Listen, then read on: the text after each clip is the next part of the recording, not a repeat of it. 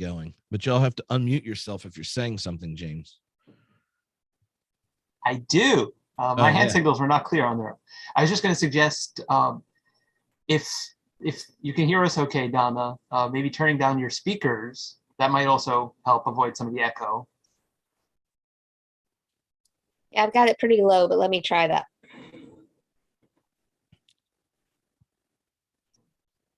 If one of us is louder than the other, we might cause more echo. So who knows? I'm going to be leaning in to hear y'all. I feel small now, so I should like lean in and talk like this. All right, let's see. Is it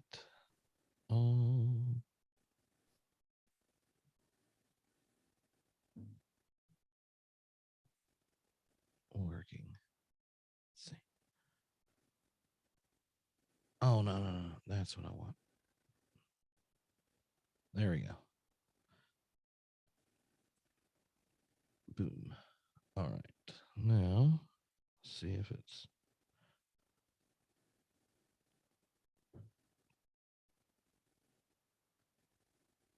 There we go. Excellent. Now, but I don't want to hear myself. One time I forgot to turn my phone down, even though so I could follow comments, which y'all need to go look at. I'll look because it pulls everything from like YouTube and Facebook and stuff onto here. Some of the homebrewed members, I think, may end up on the Zoom time, but I have an app that'll pull all the comments, so you don't have to look. You can just think about whatever you want to say, unless you're real comfortable doing it. You're more than welcome to. But a lot of times people feel like, oh, there are people talking to me in multiple locations, and then they get confused and feel like they're missing something. I'm like, I'll read. But there we go. Excellent. So, are y'all all good? Excellent. Then I will hit record.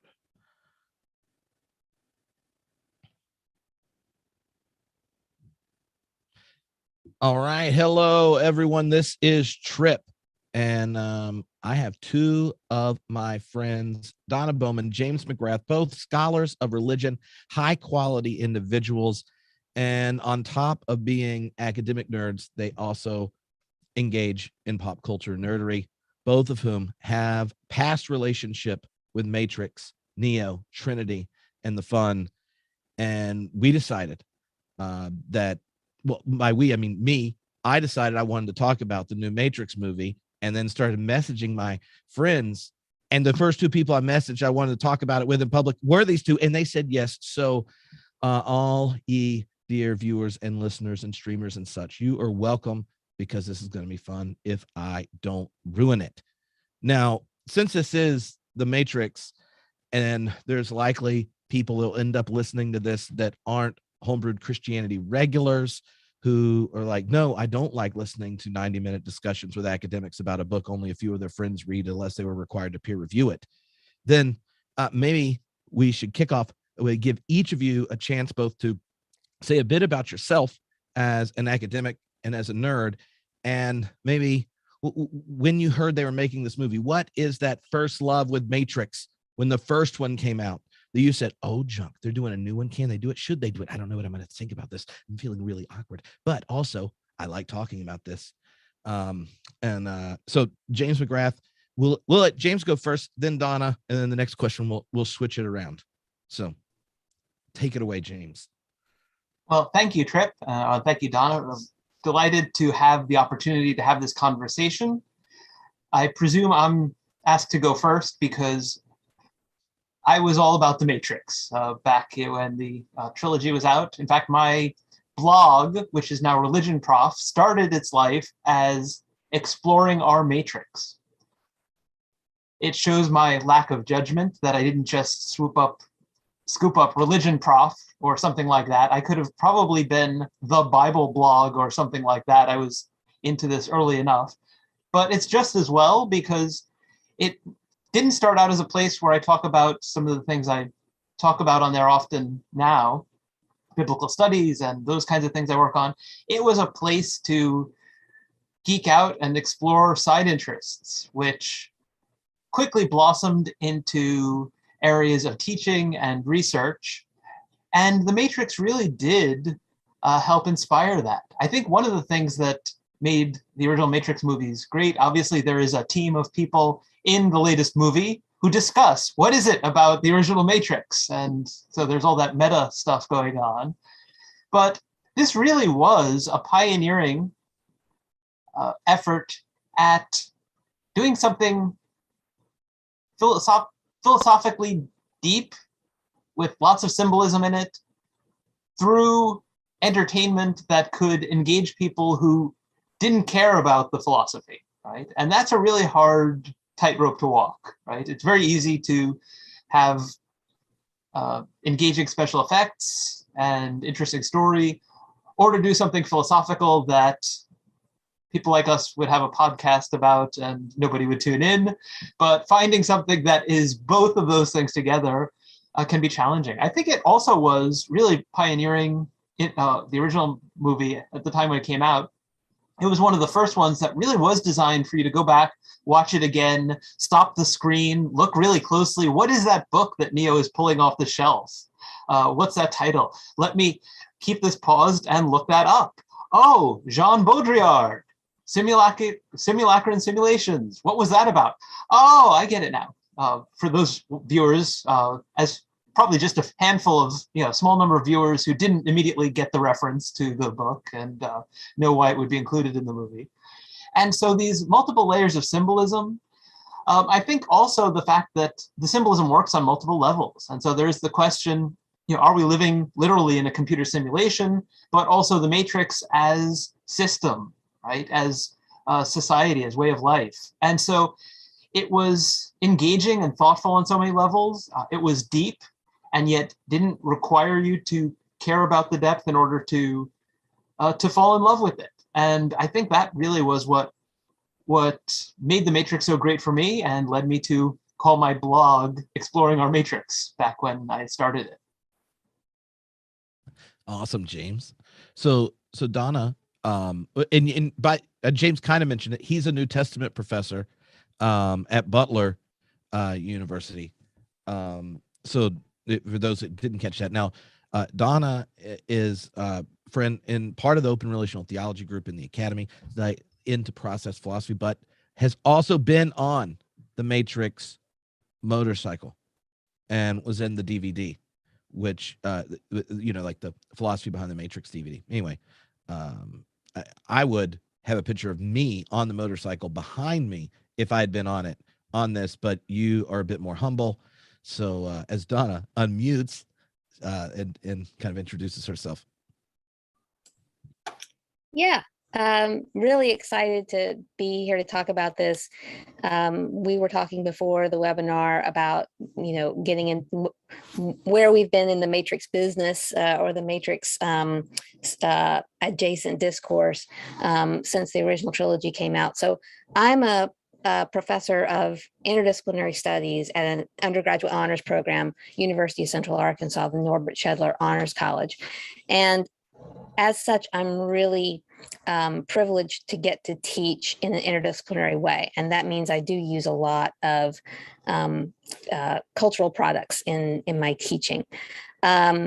So I got into the Matrix business because actually, of course, we were all intrigued by the first film. It was very clear that undergraduates like I have, these smart students who are interested in the world, were super turned on by this movie that had all of this intellectual stuff going on behind it, as well as being a great, technical achievement and a fun action movie at the same time, right? So my students were constantly talking to me about The Matrix. It was the movie of the moment. They wanted to know what I thought about it. But I didn't really get into doing scholarship about it until after the second movie came out. So I wrote an article for the Journal of Religion and Film about realized eschatology in the second movie. And really the thing that just flipped the switch for me in the second movie was, of course, when they're in Zion and they are celebrating embodiedness, right? And they have the big rave, and Trinity and Neo sneak off together and hook up. And that really, that was a much criticized scene as being silly, or over the top. People really felt like it was like the low point, maybe of the whole series. But to me, it struck me similar to some of the things in the Star Wars trilogies, as being, just because it's depicted and even not like criticized at the moment, that doesn't mean that the filmmakers aren't critical of that moment. It seems completely celebratory, but it struck me as being something like, and I'd love to hear, James's take on this, struck me as something like the things that Paul criticizes the Corinthians about, for living as if they're in the post, living as if they're already not in the world anymore, like all the laws are gone, and these are people celebrating being out of the matrix, but they haven't won the victory yet. And also this idea of like a communal celebration versus a private celebration, like that seemed to me to be something the filmmakers were again subtly critiquing by having Neo and Trinity leave the community and go off and sort of celebrate embodiment privately. Like that's a tension to me. So I wrote that article. It got published, and then my friend Frances Flannery Daly, who's a Hebrew Bible scholar, had written an article on the Matrix and got asked to be on the Philosophy in the Matrix supplemental material on the DVD, and she suggested me to the producers, and they brought me out to the studio in California, and I was able to be on that as well. If you look at that supplemental material, it's probably on YouTube somewhere as well. I'm 6 months pregnant with my daughter, and I am just about to go to Korea. I went to California and then went to Korea for a conference, and so that whole event is so tied up for me with so many amazing memories. And I was so glad in the most recent movie that they talk about the motorcycle so much and that there's a big scene on the motorcycle, because again, that's something that is in the third movie, right? That's the iconic moment from the third movie. And it just, like, they embraced the whole trilogy, it seemed to me, in Resurrections. And that meant a lot to me as a person who embraced the second movie, the much maligned second movie. So that's my story. Mm-hmm. Oh, that's awesome. That's awesome. So James, did you have a response? I saw you on mute. So yes, I like a lot of the scenes that get maligned, including the rave, because I think it does highlight, there's just so much about it that it's celebratory. They are there's the embodiment, but then there's also, there's this fascinating love-making scene, which is celebrating embodiment, and yet all these places for being plugged into the matrix are visible on their bodies as this is happening. And so there's depth and symbolism to that. The scene with the architect, and the fact that it's exploring the question of what does it mean to live a life of meaning and purpose in the world. What's real, what's valuable? Does it have to be real in order to be valuable? Is it focused on behavior, or is it focused on truth? And all these things that are of interest to philosophers, to theologians, scholars of religion. And I think in the mind of the filmmakers, as well as so many of us fans, should be of interest to people in general. And The Matrix helps us have conversations about those things with people who might not read some of the things that we read for pleasure or for our professional work, or both. So I'm a big fan of the entire original trilogy as well as of the new film. I'm also somebody who likes the Star Wars prequels, so I'm just one of those people who doesn't have to like every single narrative choice, script writing choice, director's choice, in order to be deeply appreciative of storytelling across multiple films. But I genuinely enjoyed the Matrix trilogy. Yeah, the whole thing. I've never been one who took some persuading or anything like that. So the place to begin, I think, is I want to let each of you share a question that you think the new Matrix Resurrection is raising. One that, as scholars of religion, as people that are invested in the big stories that are shaping kind of popular culture discourse, like what's one of the questions that Matrix Resurrections raises that if we want to think about meaning, purpose, value, beauty, truth, goodness, justice, and all those kinds of things, this film gives us an opportunity to do. And yes, like this is not like we need to review a film. One of us is married to someone who does review films professionally. Donna, I'm much more on the James side of like, if I like that universe, like I love it a lot. And I can't expect any universe to be perfect after Middle Earth. So, it's yeah. Anyway, I am anxious about September and Amazon's return to Middle Earth. But you could really reevaluate my relationship with Jeff Bezos. I mean, right now he's like the devil that flies a penis to space. But if Middle Earth is done well, I mean, that's like lowers his purgatory time. Anyway, so does either one of you want to go first on the Donna? Sure. Yeah, I actually had some questions going in that I wondered if this movie would be about. And I think it did turn out to be about some of those questions.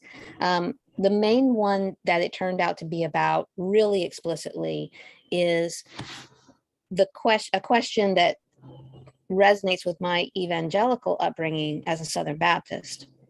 And that was the question of what does it mean to be transformed in baptism, but then have to live a whole life? Like what comes after that transformation?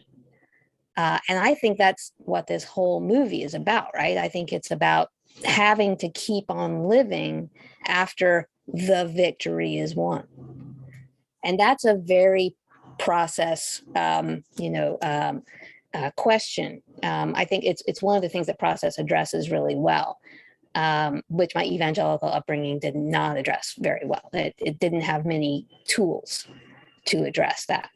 I think Catholicism has more tools to address that. I think that's something that came up in early Christianity, right? About when are you going to get baptized, and how are you going to try to stay sin free until you die, and how are you going to not mess this up, right? The question of how or what it would mean to mess it up. So I am really looking forward again to hearing James kind of expound on how he thinks the movie, the answers it gives to that, and how it explores that question. Oh, that's great. Thank you, Donna. Yeah.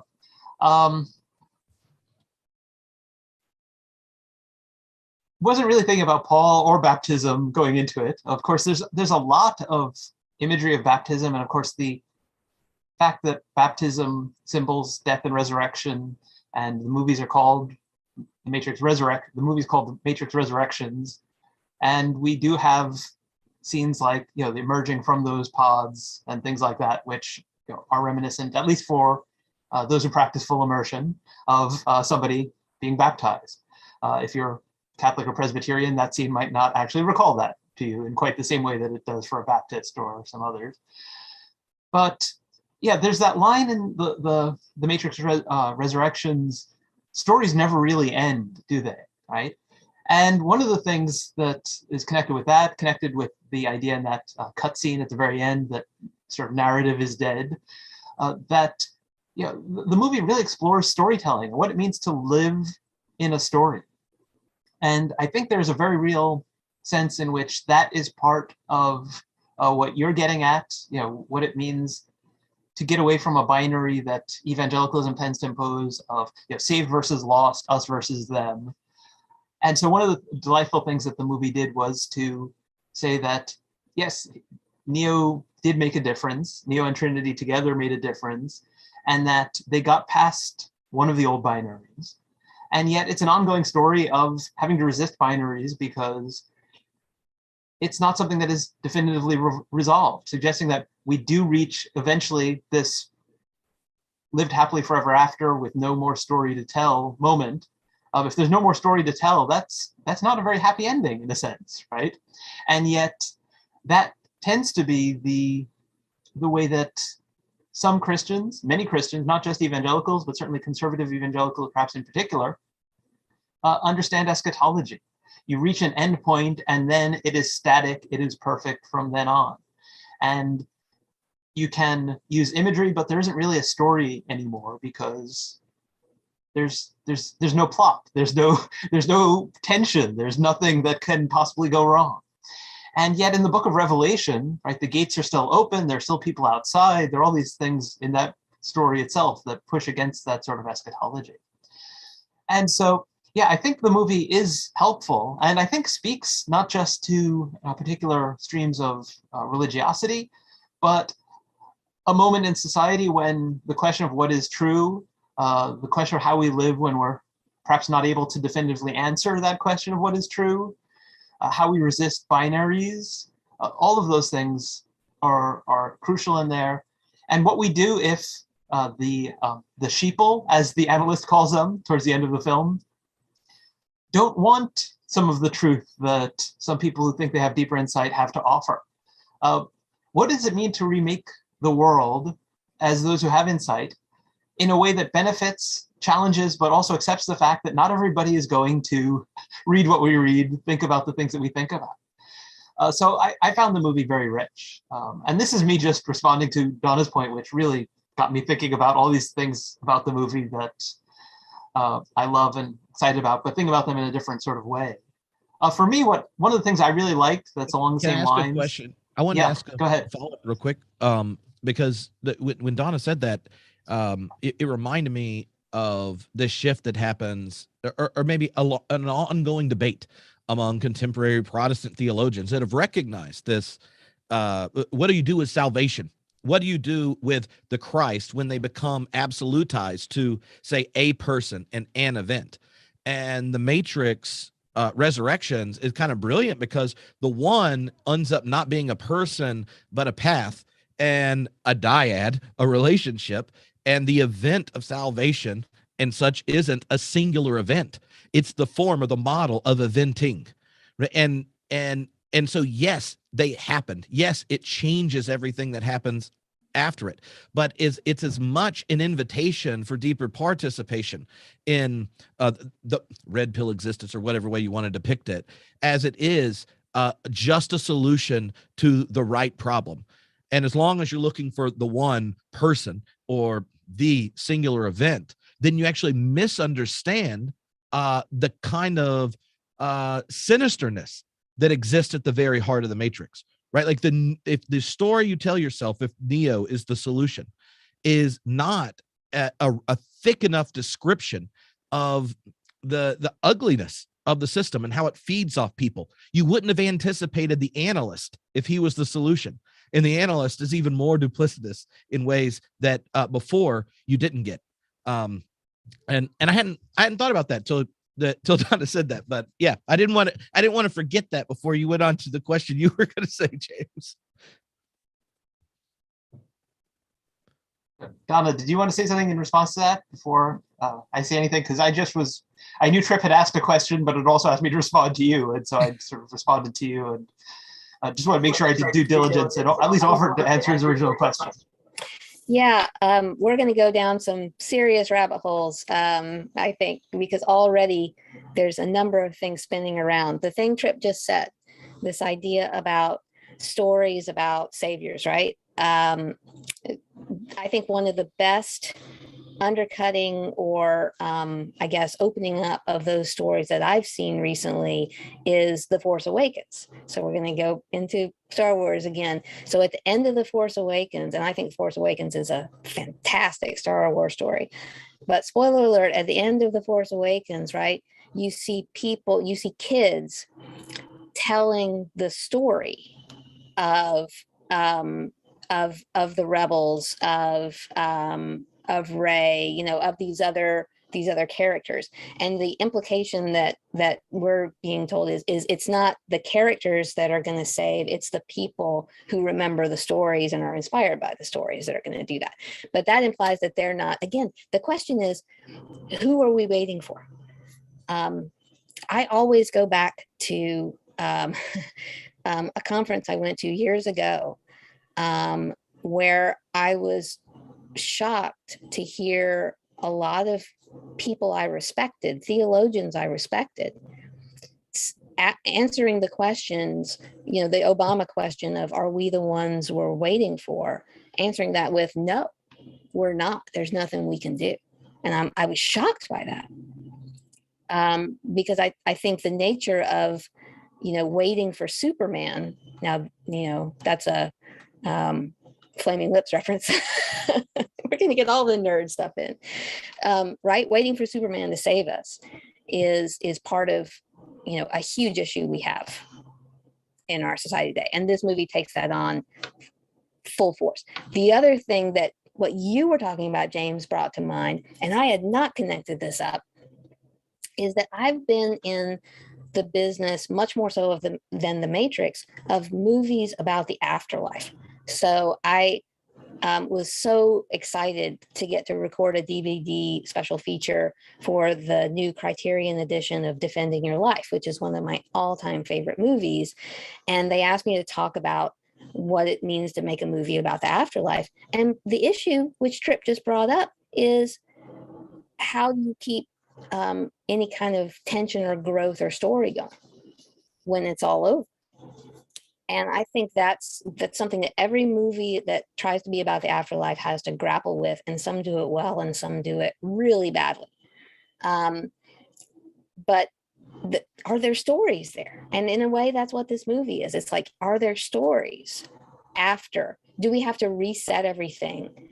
How do the people who are in that world understand whether there are still stories to be told?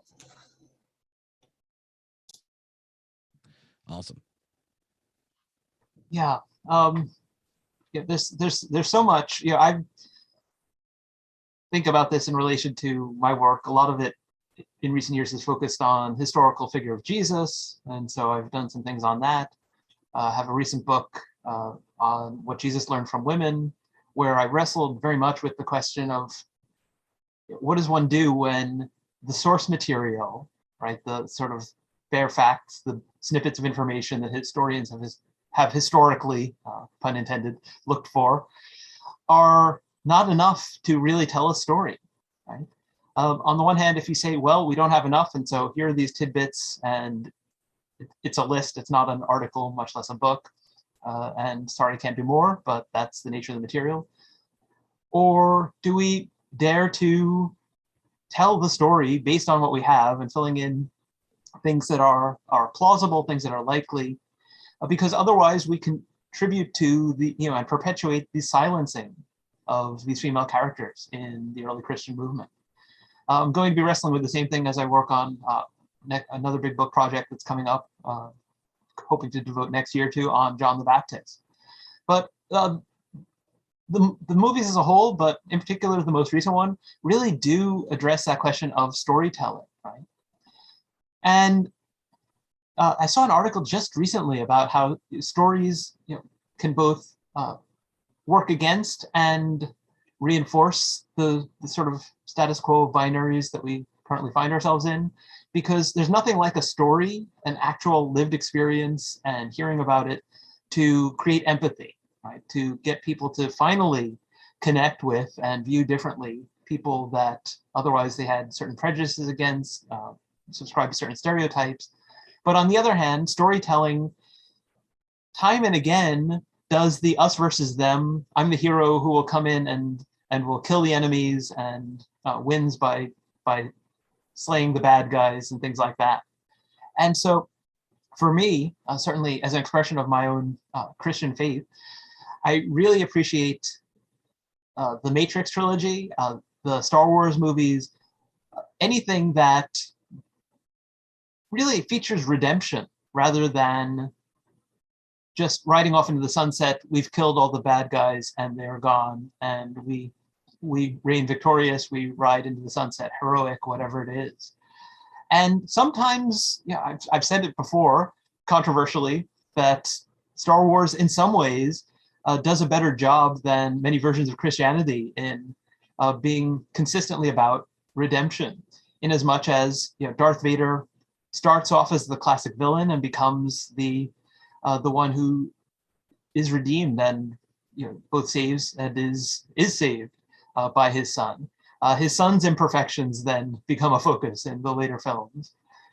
And yet, so often you have these assumptions, such as, you know, when, you know, in systems where people think of the devil as a real personal being, that, you know, there's no hope for the devil and his angels. It's just, you know, once damned, always damned, as it were.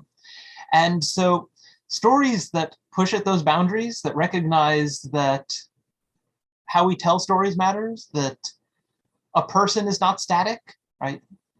Neo is going heavy on the blue pills throughout the first third or so of this movie. Is Trinity still Trinity, is asked in those terms and things like that. And, you know, what does it mean to respect somebody's choice? Like that there are a lot of moments that focus on respecting someone's choice, as well as some of the bad guys. I think we can still use that term, at least for the analyst.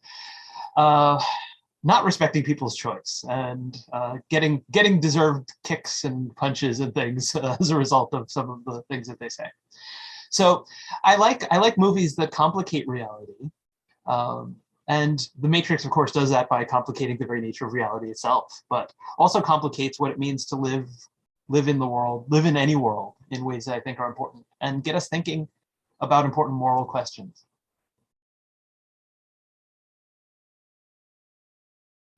That's really good. That's really good. So Donna, did you want to respond? Oh gosh, we're gonna talk for an hour on Tripp's initial question. Things happen. Boy, oh boy. So let me just talk about the last things you talked about being, and maybe this will get us into discussing particular elements of the movie. So going heavy on the blue pills.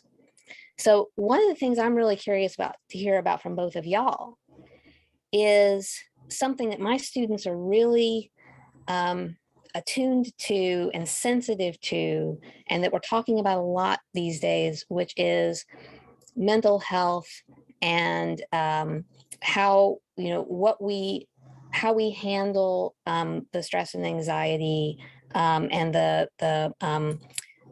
dysfunctional parts of our neurophysiology. So I got a little worried about the critique of mental health treatment in this movie, and I don't know how seriously to take that. Of course, it's this fantasy world that, you know, but taking a pill to function in life is something we all know people in our lives, or maybe we do, or maybe people in our family do, or maybe our students definitely do. How did y'all feel about? I got echoes of Prozac Nation in what you were talking, what you were saying a second ago, James, and us oldsters remember that critique of, like, if we have these fairly side effect free pharmaceuticals that help us be happier and more well adjusted, why not? Or are we losing something? That would be the you know, that's what Prozac Nation proposed, is that we're losing something about our humanity by medicating ourselves to be happier. I don't know. How did y'all respond to that part of the movie? Yeah, oh, that's great. I'm so glad you asked that question, both because it gives me a chance to explore further what I was saying and clarify a bit how I see those things, but also because it's a great aspect of the movie.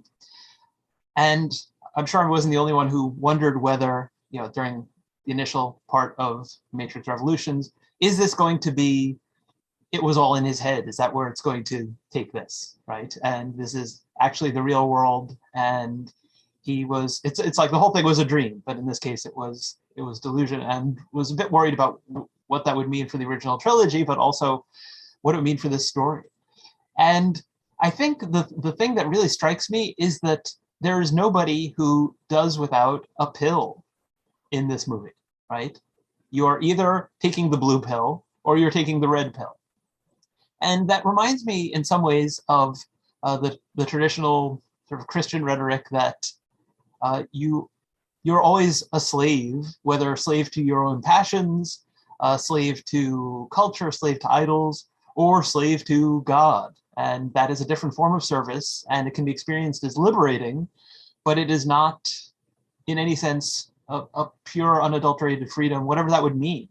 And of course, that I think speaks not only to the effort to destigmatize mental health in our time, but also the fact that freedom of a certain sort, imagined in a certain way, has been so elevated in American culture that its harmful, toxic effects are being seen and seen very blatantly and visibly in the present moment.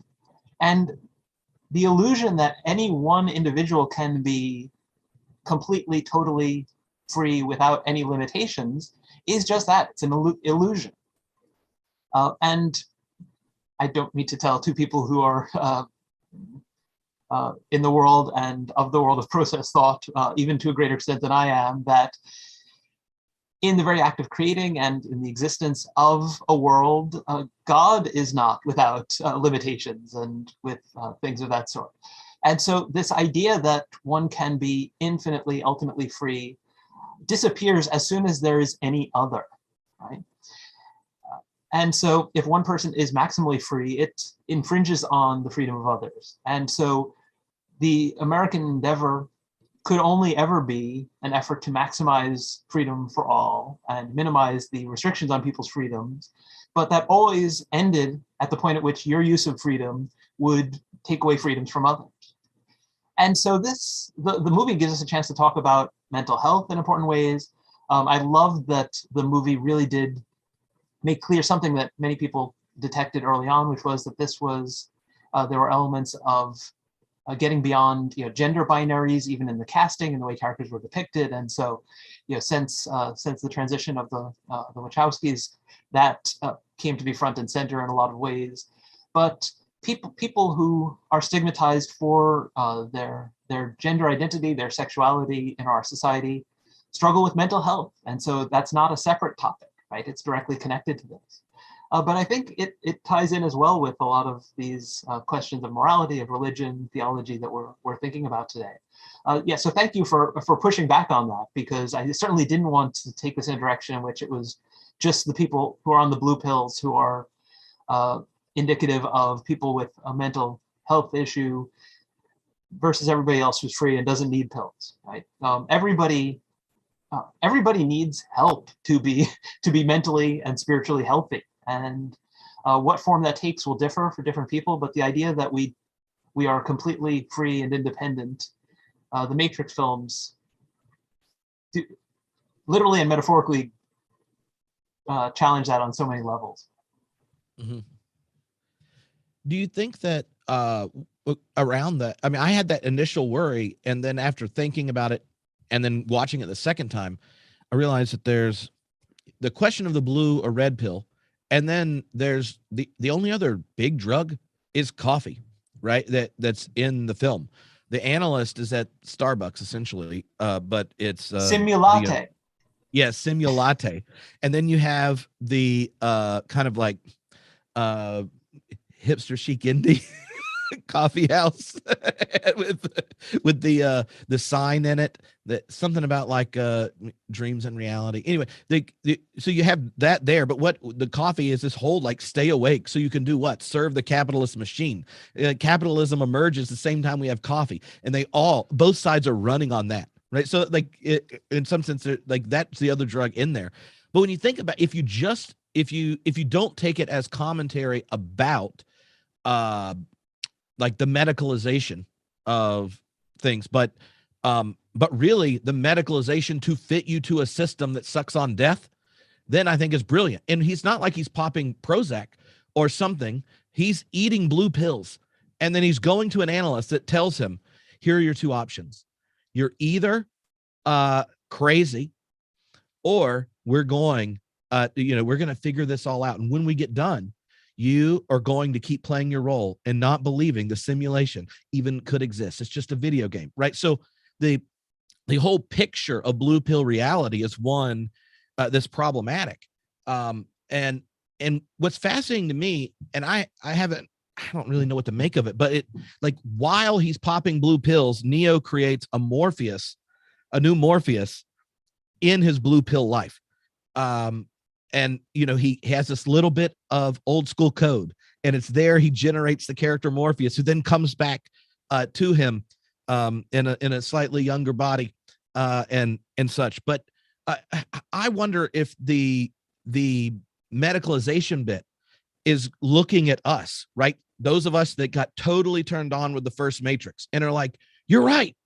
Our boomer parents told us this is how you succeed. This is what you do to do good. Like, and they go through all these things, and you're looking at it and you're going, that's BS. I don't want to end up like them. We have this new hope. We're going to red pill this junk. We're going to get out, blah, blah, blah, blah, blah. And then us going back to this movie years later are like Neo, where we're sitting there and we're having to pop a lot of blue pills going, is this as good as we can do?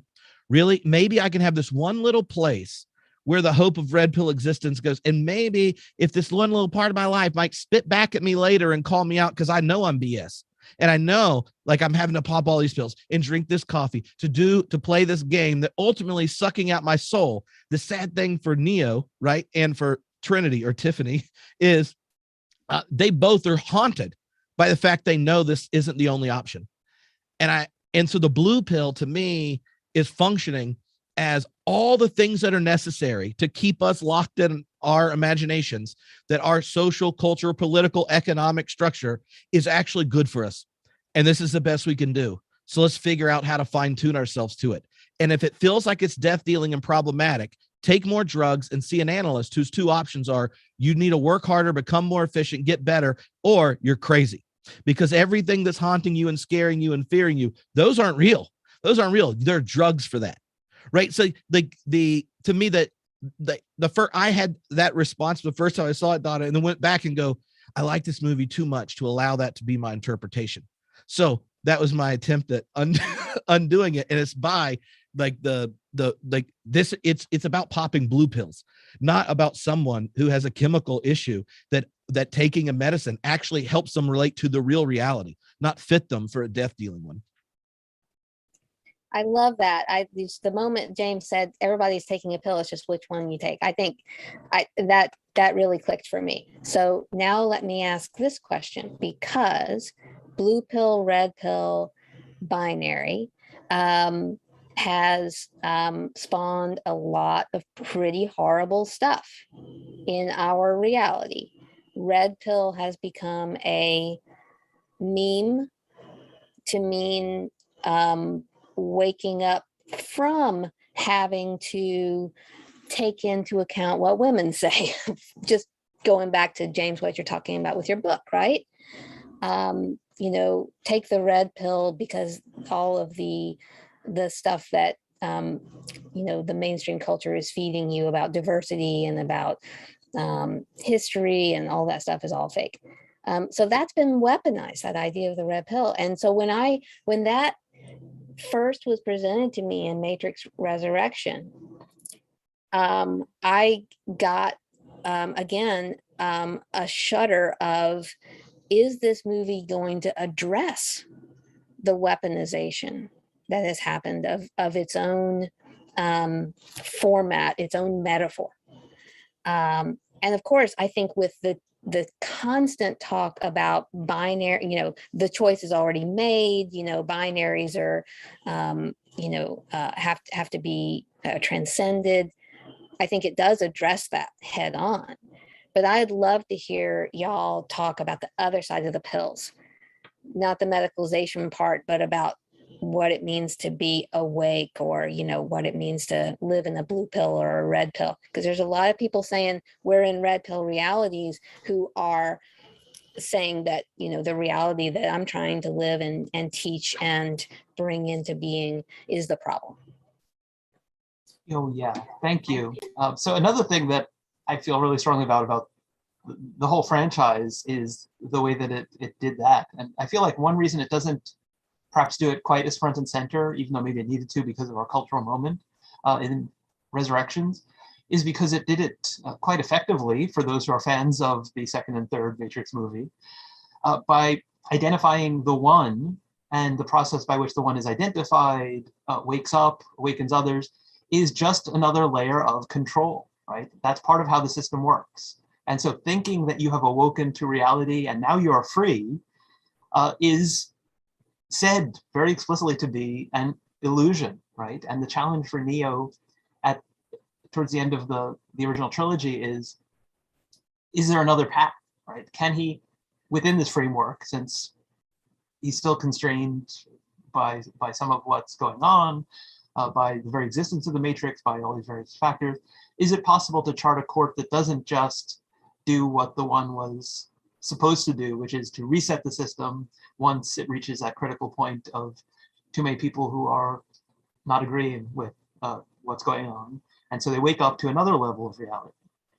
One thing that I thought was left maybe almost a little too open-ended, although it needs to be open-ended, is the question of, the question has been there since the original movie.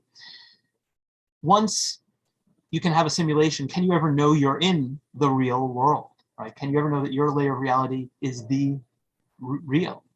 And the most recent movie dealt with that in the sense that Morpheus, the new Morpheus, emerges from a subroutine, right? This modal that is part of the gaming platform, that is part of this simulation, that is part of, and so there's these multiple layers. But that was there already in the trilogy, in as much as when Neo, right, senses that something's different after connecting with the source and can stop the artificial intelligences, right, the machines, you shouldn't be able to do that, even if you've connected with the source. And so is this the real world, or is that indicative that the perception of reality is problematic? And so I like that there were echoes, at least in my mind, of Total Recall, particularly in this movie, that Resurrections kind of played with those things and didn't tie that up, but did at least bring that to the fore. And so I think there's a message throughout the franchise that is addressed very directly to those who would say, I took the red pill, I've woken up, I know, right? Because that was what Morpheus, and to some extent Neo, and many people thought by the end of the first movie. And the whole ongoing story is about problematizing that, is about challenging that. And so that connects with what I try to do as a historian and a scholar, because one of the things that feeds the desire for binaries that Resurrections gets at is that people like simplicity, right? And binaries are simple, and accepting life in the Matrix and just going along with the daily grind is simple. Or believing you've woken up and now you are one of the good guys in white hats fighting the bad guys in black hats is simple, but in a different way. And I think as scholars, but also I think it's important for me as a Christian, as much as how I understand the Christian faith, pushing at those binaries, right? Recognizing that even if I've tried to align myself with the teaching of Jesus, I'm not therefore one of the good guys. I am deeply flawed, but I'm also, profoundly beautiful in the way that all human beings I understand to be beautiful. Obviously not in terms of my appearance, but hopefully inside in other ways. And so there's this pushing at binaries that I think the franchise actually does really well. But the risk is that a symbol within any movie, right, can be taken and weaponized, can be used in that way. And there's a discussion. Maybe one of you can get the exact wording of the quote. If you've rewatched it maybe even more times than I have, about how that's what the Matrix does, right? It weaponizes, our ideas, our dreams, something like that. There is a bit of dialogue in Resurrections that says precisely that. And that's what the whole notion of red pill as a right-wing person who understands that there is a conspiracy, so this kind of stuff, gets at. And it shows that actually that the franchise can be useful in pushing back against that, I think. Yeah, I'll just respond to that real quick because again, like I keep taking notes. Tripp, I don't know what you want to like talk about, but I've got a million topics here just from what you guys are saying. One of the things I always tell students that I love about the Bible is that even though different interests pick out the parts we're supposed to pay attention to, the rest of it is all still there, right? Efforts by various people throughout history to like actually get rid of some parts of it that they found inconvenient have largely failed. So I like that's true of the memification of any piece of media. That if you take the meaning of Wolf of Wall Street to be, you know, hey, isn't it fun to be a master of the universe?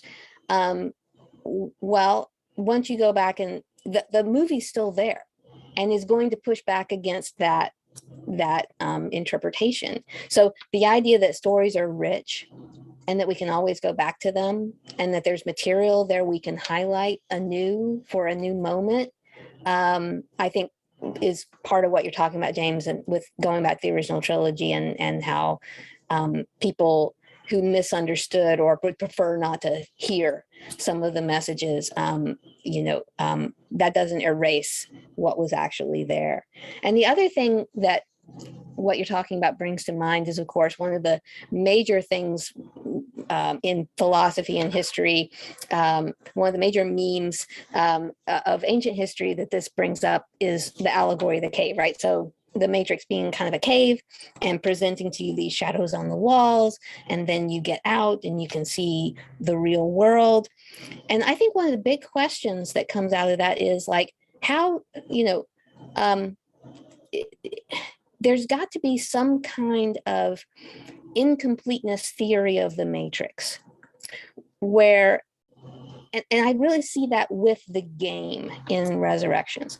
So in the game that Neo is programming, as you mentioned, there's this, he puts this subroutine in that has the potential like to create a tension. So it's not a perfect seamless experience, but also the way people respond to his game.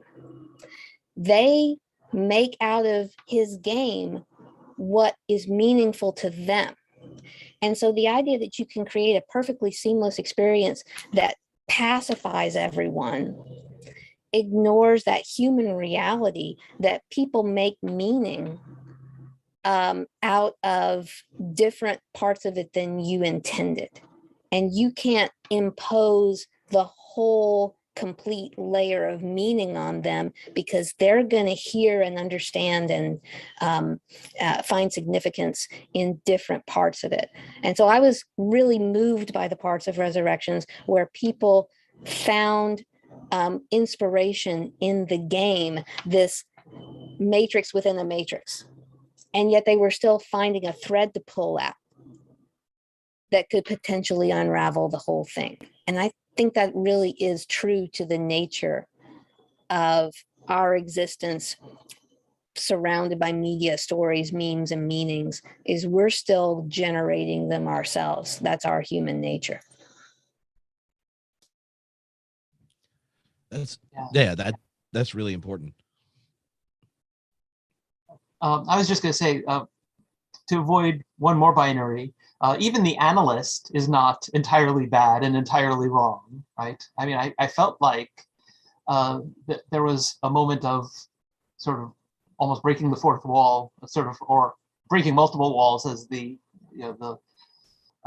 narrator behind the film and then the analyst and then us are sort of hearing directly, as there's that moment when it says, that's what artists do, right? Turning your own trauma into story. And there are genuinely risks in that. If we tell a story that is not open to being challenged by reality, and yet the analyst was using that very, that bit of truth in order to keep Neo from encountering certain things that would push at his reality and challenge those boundaries. But it really is the case that when we play video games, when we watch these films, it's it feeds very often that desire we have to be the hero of our own story, right? And that's what feeds a lot of the conspiracy theories and the other things, is people want to know the truth and to be one of the few people who's not being. And rarely do people think when they do that conspiracy thinking might actually be something that is opening them to manipulation rather than freeing them from being manipulated. And so the Matrix films, I think, have that, at least that open-endedness, where there's a sort of, as you put it, so perfectly, an incompleteness of the Matrix, and that, theologically is really what sort of the apophatic tradition, as we call it, is about, right? Recognizing that the ultimate reality that we refer to as God, by definition, has to transcend what our language can do justice to, what our thoughts can comprehend. And therefore, faith that acknowledges that has to be about recognizing humbly the limitations of our perspective and remaining open to being challenged because we are capable of being wrong in our own human frailty. And so there's a richness of theological symbolism to the Matrix films, among others, I think, as well. Mm-hmm. So I want to make sure we get to a few topics. So I'll ask a question and then y'all can take it wherever you want. And this one's kind of related to what we were just talking about, but maybe taking a step back and thinking about what the film's helping. How is the film helping us reflect about a relationship to technology? Because the original Matrix film it was about how we use the internet in many ways, right? So you had to have a phone line, because back then everyone was hopping on AOL and was and then you were joining a chat. And in the new one, which is my favorite of how they updated Move, is now all you need is a mirror to go through things, right? Like what a wonderful play. Like then we were all worried about the Matrix, but even the Matrix in some way has evolved because the story is helping us reflect about how the technology we make then recreates who we are as a species. And now every mirror, something that shows ourselves back, also is where you start to think of the phone and VR and AR and all those type of things.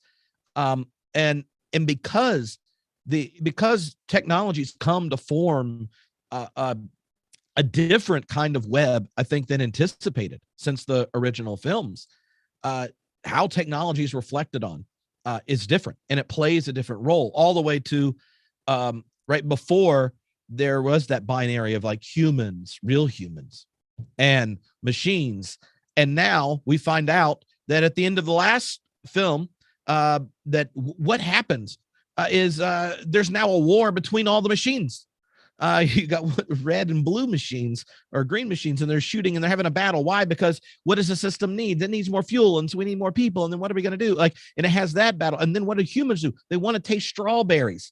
And or how does Morpheus live outside of the Matrix as a digital composite of a physical composite of a digital reality? And then there are scientists working with with computer algorithms to generate the taste of a strawberry retroactively. Like, how did it taste in the Matrix? And then how could we taste one now? Because we don't just want to have the sludge that they were all drinking with all the nutrients and minerals in it you needed in the original Matrix. That the shifting relationship of humans and technology is definitely no longer a firm binary, but just like the first movie was a commentary about where we were then. How do you see the questions around technology and what it means to be human getting asked again in a different time?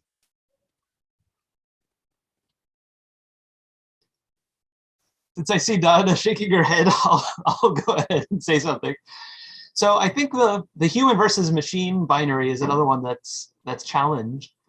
And that's one that certainly the original Star Wars trilogy didn't do so well on, right? With your Darth Vader, he's now more machine than man and things like that.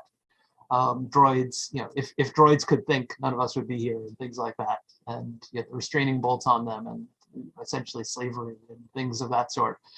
But the Matrix movies, right, it was humans versus the machines. And to an extent that parallels the original Star Wars trilogy, where you have a classic, hero versus villains movie, but then what follows problematizes that and goes deeper. But the Matrix, from the second and third films onward, really did problematize the humans versus machine thing, right? Zion could not exist without these machines that do things with air and water and provide heat and food and things of that sort. By the newest movie, humans and machines are working together and are accomplishing what they couldn't on their own. And there's this vibrant symbiosis. But for me, in many ways, a character I've loved ever since she first appeared in Revolution, if I'm not mistaken, is Sati, who I love that she reappeared in this movie, because she is the child of two synthients, right? Synthetic life forms, born simply out of their love, their desire to have a child. And it's not exactly human love, although it expresses itself in a related way. It's different. And so even in wanting AI either to be domesticated and just churn out things or be just like human intelligence, we sometimes are missing the fact that AI probably is going to be its own thing. And we often already do not understand exactly what it's doing and how its reasoning process works. And so I love that Sati reappeared in this movie and that she played this pivotal role, and that she mentions that she prays, right? She actually uses that language, and they do all they can and says now all we need is a miracle, right? And so the fact that this product of machine love, who is herself an artificial intelligence, is the one who prays and hopes for a miracle in this. I thought that nicely problematizes any human versus machine binary and any sense that machines must inherently either support our well-being or be detrimental to it. And that includes our spiritual well-being, our psychological well-being, other forms of well-being. Machines can benefit and can harm, just like human beings can benefit and can harm one another. And so it's not too surprising that our creations have that in common with their creators. Wow, that's beautifully said, James. A scene that really encapsulates for me this blurring of the binary between humans and machines and calls back to kind of the horror of the original movie, which is that human beings have been turned into machines to fuel this system, is probably my husband's favorite scene in the movie. The motorcycle chase at the end, where the alert is sent out for everybody to dive out of their windows and turn themselves into missiles. And there's this beautiful scene where you actually see somebody wake up in bed and run towards the window, and the person they're in bed with is like, "What are you doing?" And it's a reminder of, again, the human life and construct that those people are living before that moment and in that moment. And you bringing up Star Wars again, James, reminds me of the dichotomy, the kind of switcheroo they do between droids and stormtroopers. And stormtroopers are people. They're just people behind a mask. And my favorite movie and my favorite moment in the original Star Wars is when the stormtroopers are talking to each other briefly and says, "What do you think's going on?" Probably just another drill. Hilarious little aside, but just a reminder that these are people in suits, and that we have machines, but they are much more sympathetic than the people who have put on the suit and allowed themselves to be dehumanized. And then, of course, in the sequel trilogy, the 7, 8, and 9 that we just had, we have beautiful moments right from the very beginning of stormtroopers taking off their helmets and becoming people again. And so that interplay between what really is a machine. There's these, non-biological life forms now that are working, as you say, alongside of the human beings in Zion.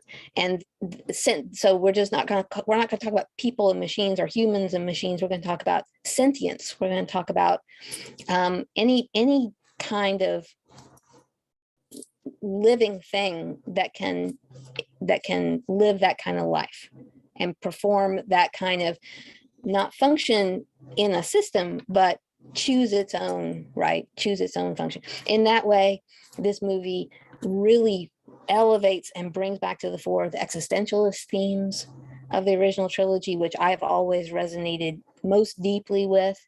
Not just the idea of choice, but the idea of creating your own idea of a function and living that out, rather than having your function handed to you. And so that chilling thing of people diving out of the windows, of course, it's a comment on our times, right? Where, Twitter mobs can be mobilized, by a signal going out, and people can be formed into hordes and mobs that function like, machines. That's just one of my favorite moments. So I'm glad I got a chance to bring that up. Yeah. And I think of that scene and the commentary on, oh, you like frenzy mode, don't you? Right.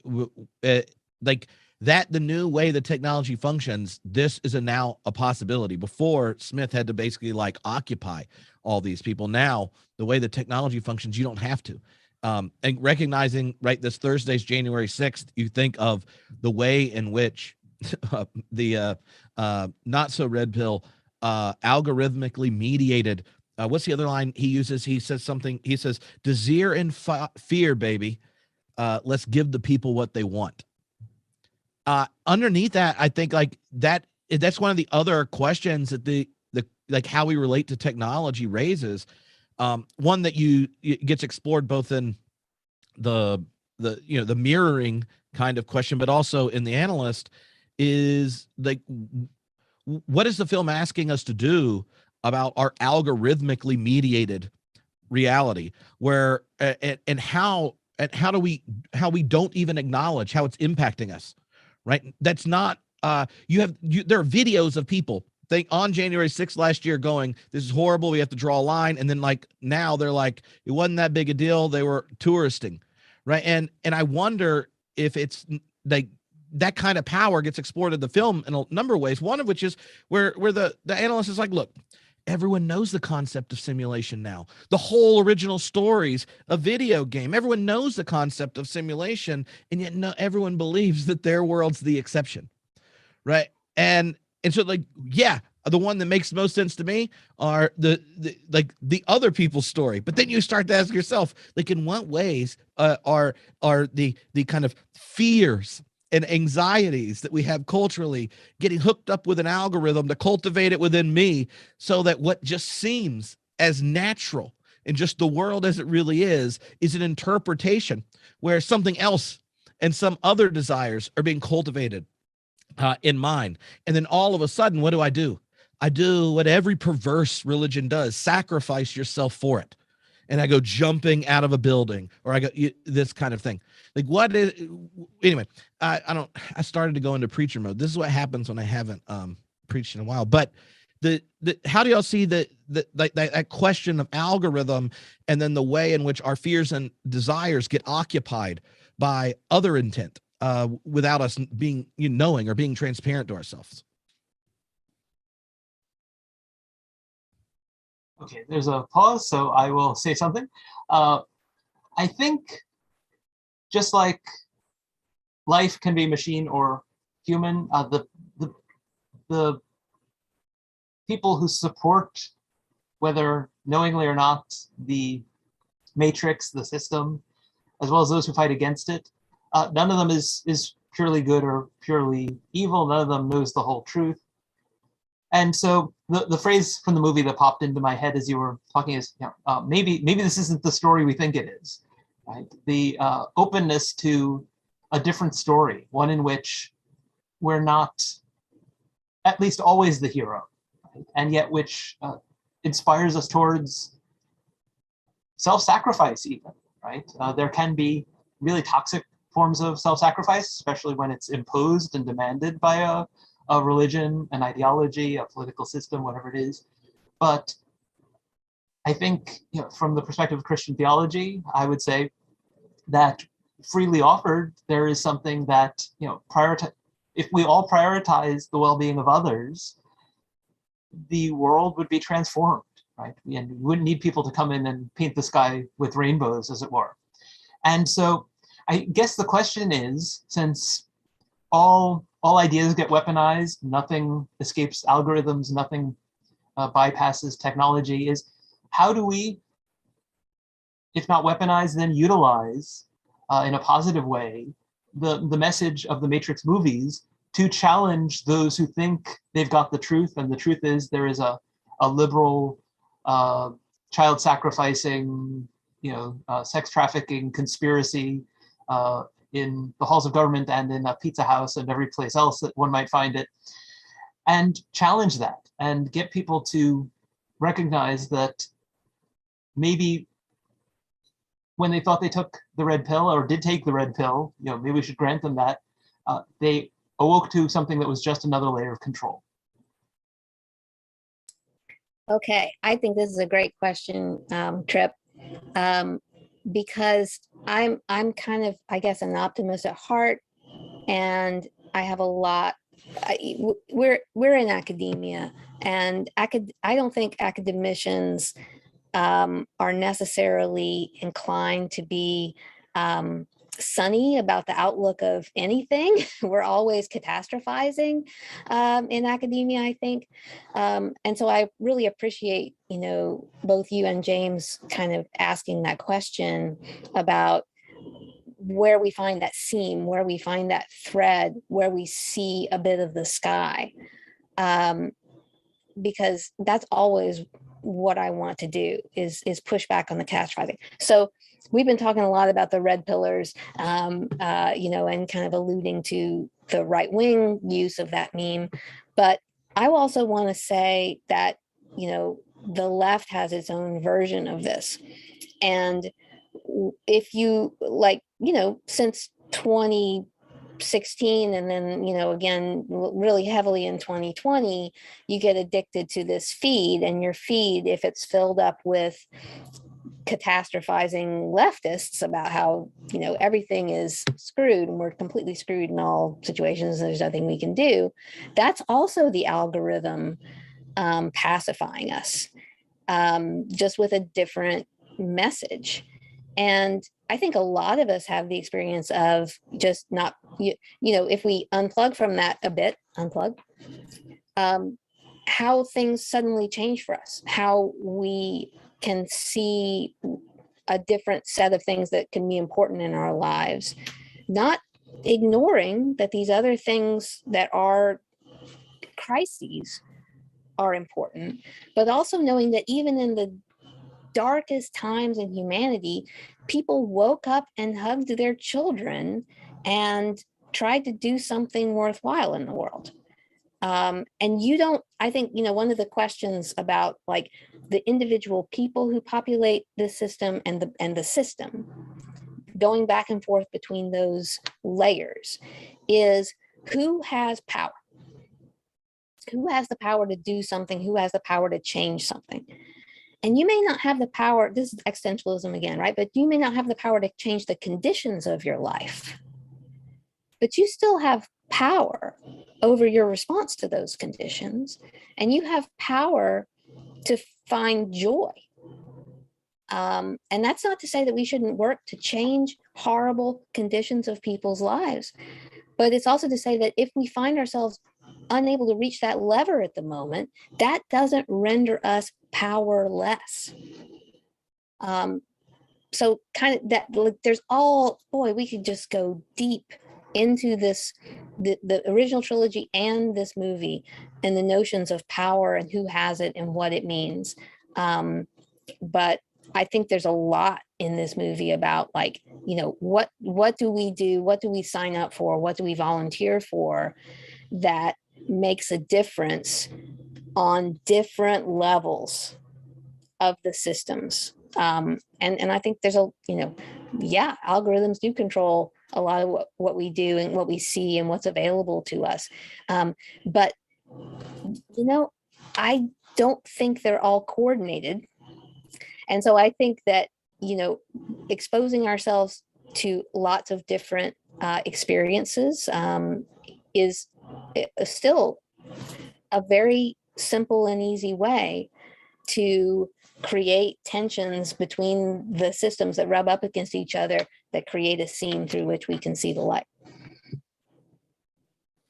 Yeah, Donna, I'm so glad you said that the Matrix franchise offers a critique and insights about ideology, not an ideology, whether right or left.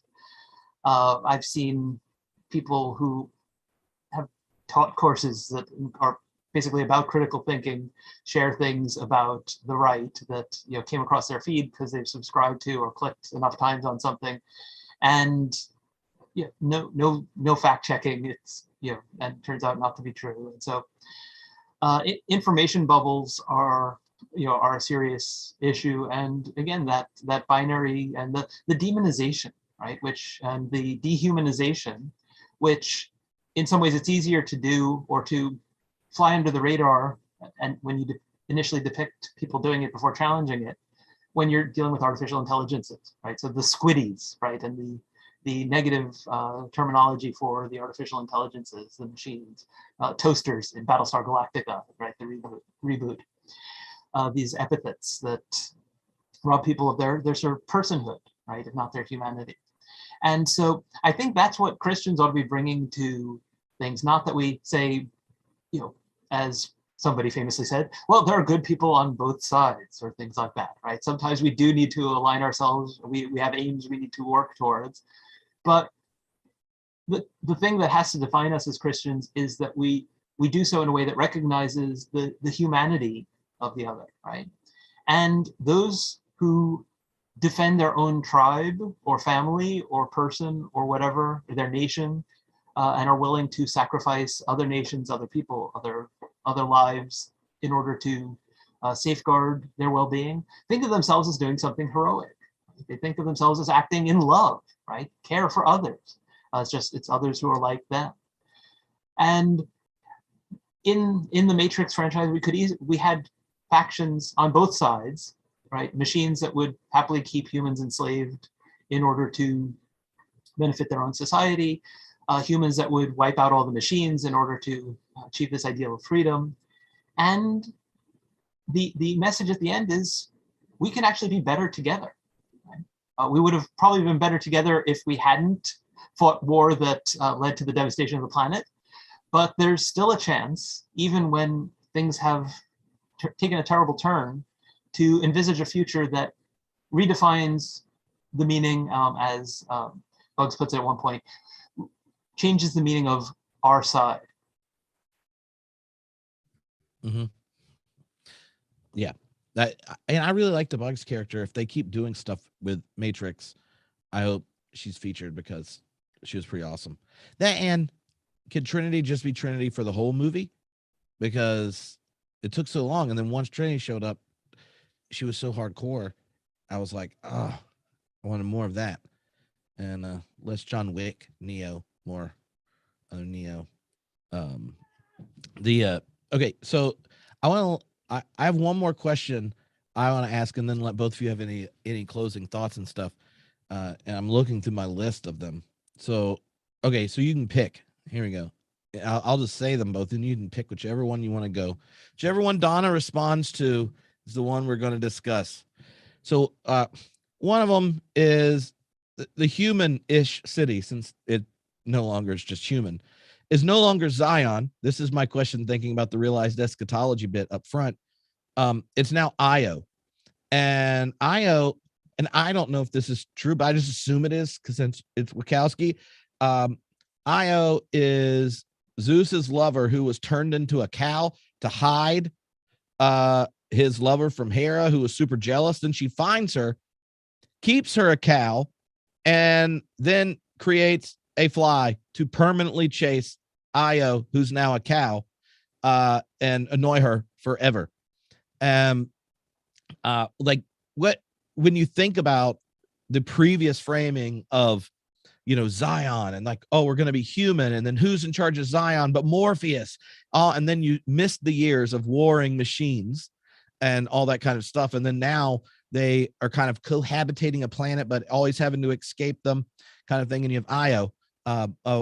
How is that envisioning the flourishing, the nature of human flourishing? And the other question is, what do you think the film's trying to do with its kind of meta commentary about reboot culture, the IPification of all things, like the nostalgia, enough nostalgia that the three of us said before I'd even seen the movie, you're like, yeah, we're going to talk about it because it's the Matrix. And you've already, we've already mentioned other IPs that we all like. We're like, yeah, Star Wars, or, you know, like Lord of the Rings or Star Trek, all that kind of stuff. Either way, we can go to either one, but those are two topics we haven't touched on at all that I came into it wanting to talk to both of you about. Okay. We can't do either one because that's a binary choice. Oh, so we're gonna do both. But I think the first one about Io maybe is a little less rich. I have some thoughts, but maybe I don't know. Like it was so funny when they said Io, and I was like, oh, they just lopped the ends off, right? They lopped off the Z and the N. So that's interesting. But Io itself, I0, 1, 0, a binary, power on, power off, right? That's the symbolism we have on our machines. So, that was like, I think the idea is that we got to keep collapsing it until there's nothing, there's no name for it. Maybe, I don't know. We just keep squeezing it down. But on the second one, that is very interesting to me. I think there's a declaration here that IP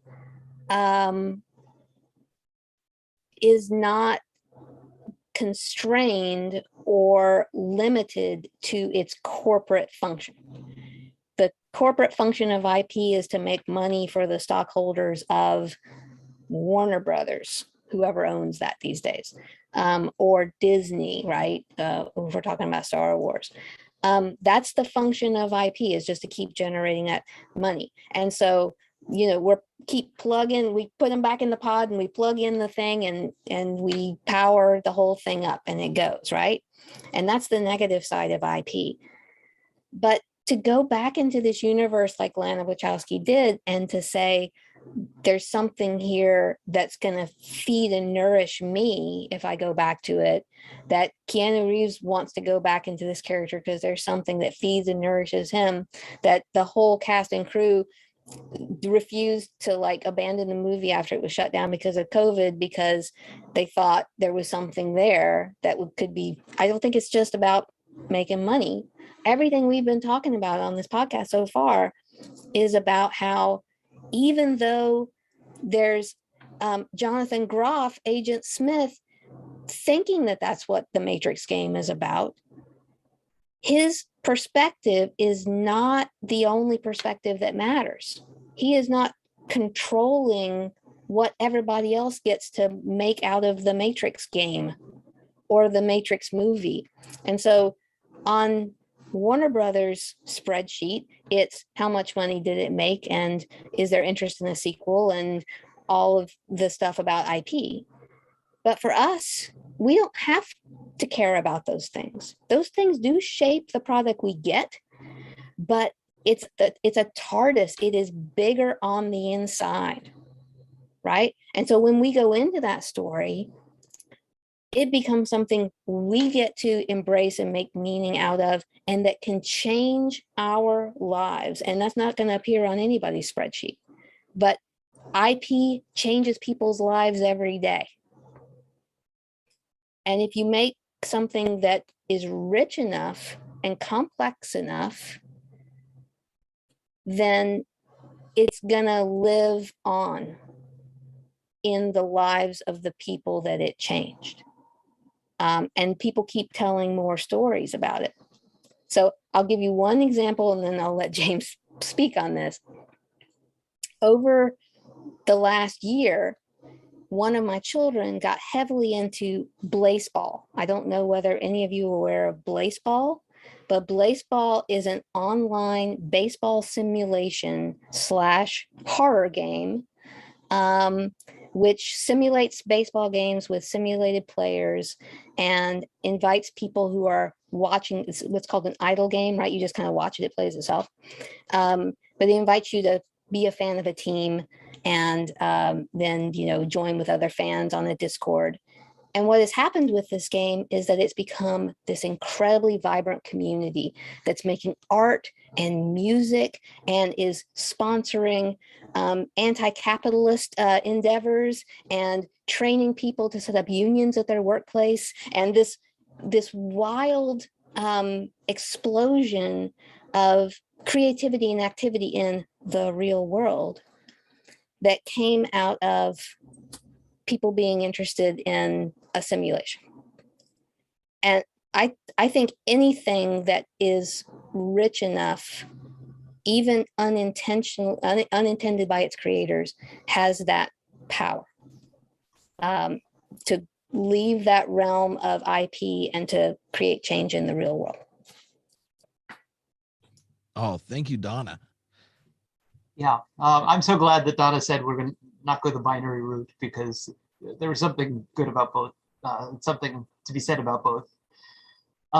So my mind went to, because another area that I work on is sort of the Bible and music, sort of religion and music. And of course, there are these songwriters, groups, bands that have the persona of being rebels against the system, and yet are making all this money from the system, right? And the Matrix films are making lots of money from the system, even as they are critiquing. And so there's no absolute binary either between being part of the system and challenging the system, right? There's no way to destabilize the Matrix without going into the Matrix, being plugged into it oneself. And so I don't think, I think there's room for sort of the critique of the capitalist endeavor with intellectual property and things of that sort, and that if there's a risk that narrative will be dead, it's because narrative gets spun on so long in the interest of making more money from a franchise, right? Until there's nothing left to do but the cat tricks. There's room to, we can't get away from systems, right? And I think that's one of the big risks, right, with the whole kind of imagery of the red pill, or the notion of the Christian gospel, that now we have the truth, we have no, we're not part of a system, this is not something human created, there are no flaws, there's no room for improvement, there's no ongoing process. And so both within the within world reality that's depicted with its multiple layers of reality and artificial reality, but also the franchise itself gets at that.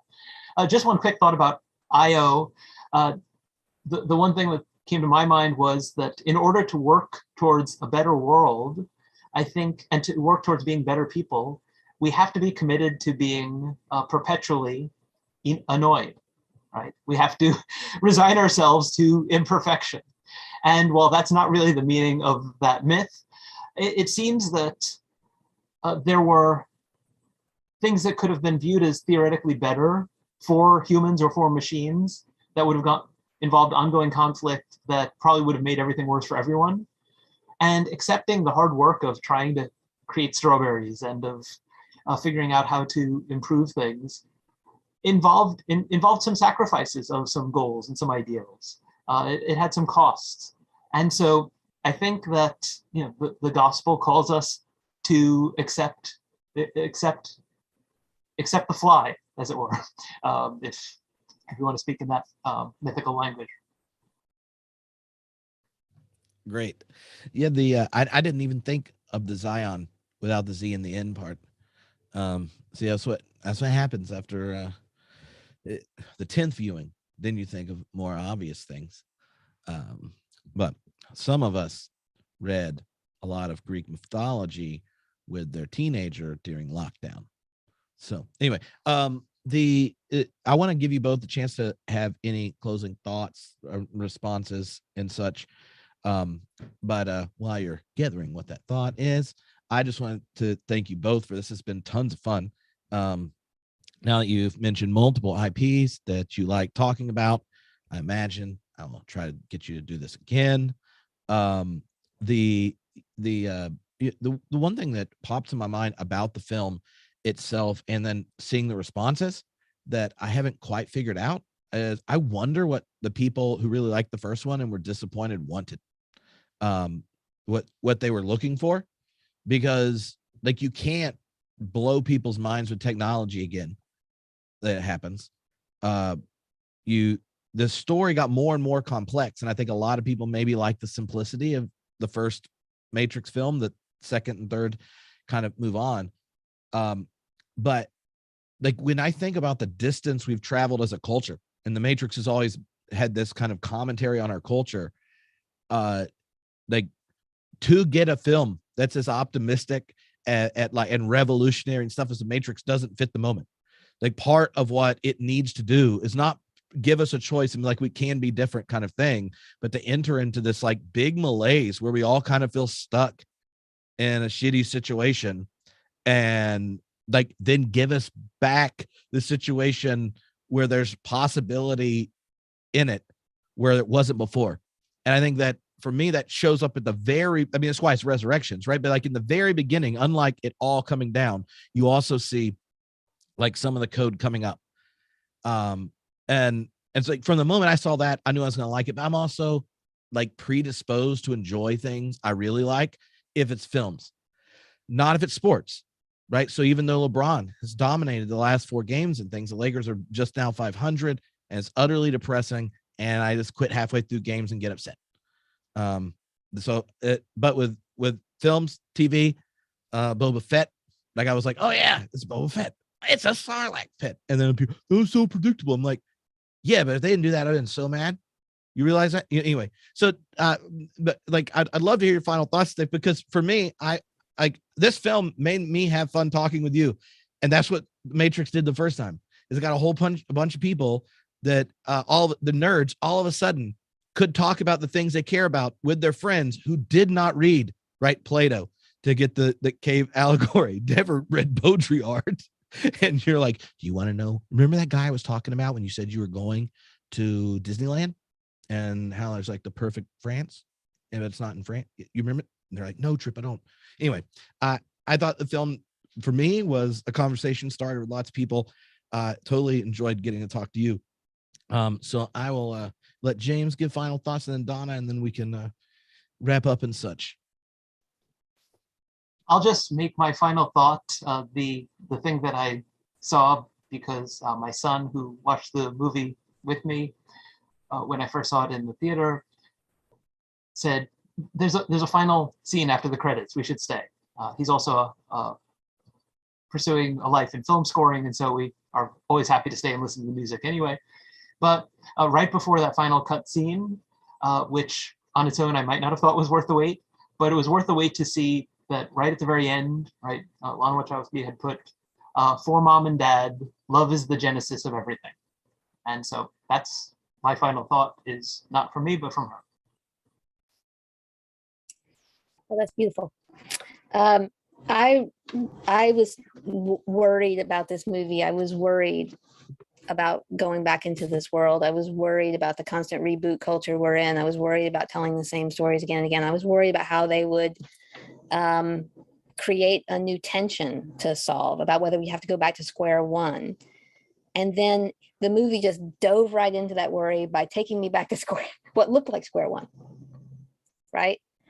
And I think the moment that I realized that we weren't there, that, that this movie is super aware of what it's, where it stands and what the opportunity is to tell a story for this moment, was when you see actually Tiffany with the children and husband, and you think, okay, we all are at different places in our lives than we were when the Matrix came out. And not only the culture has moved on, but we have.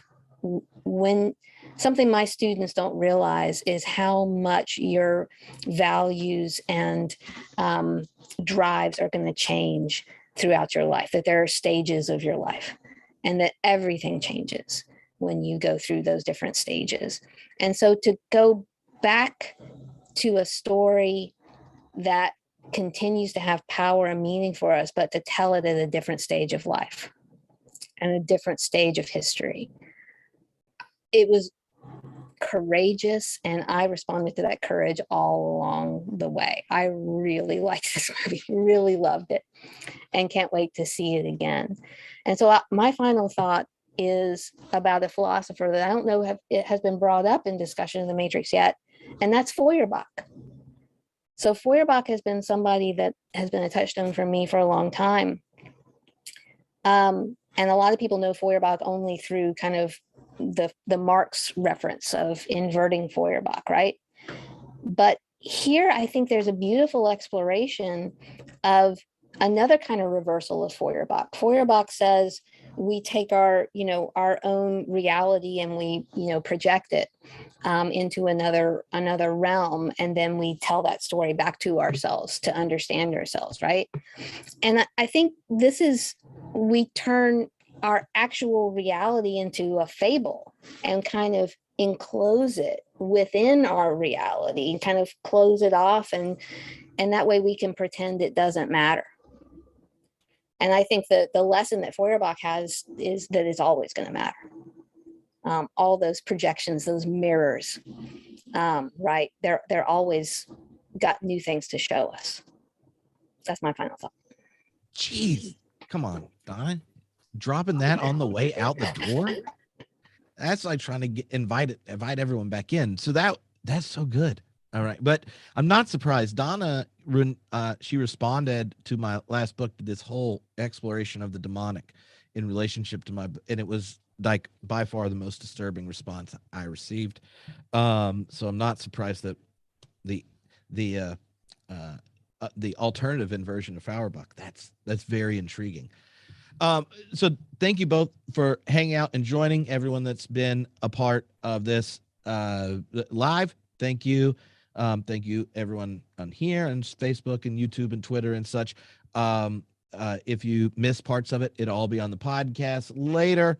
If you enjoy the live thing on Thursday, Adam Clark and Jeffrey Pugh and I are looking at a year after January 6th. Last year, after January 6th, we did a live podcast thing that then, within a few weeks have been downloaded like 116,000 times, which for Homebrew is very big. And people asked to do it again. So we decided to think theologically about the past year and the things that were kind of revealed there and continue to wrestle with. That'd be on Thursday. You can join live or listen on the podcast. But if you have other IP you want me to try to lure Donna and James into talking about, feel free, because next time we'll have to get the inversion of Feuerbach at the front, because now I want to talk about it. But thank you all for being here, and we will see you,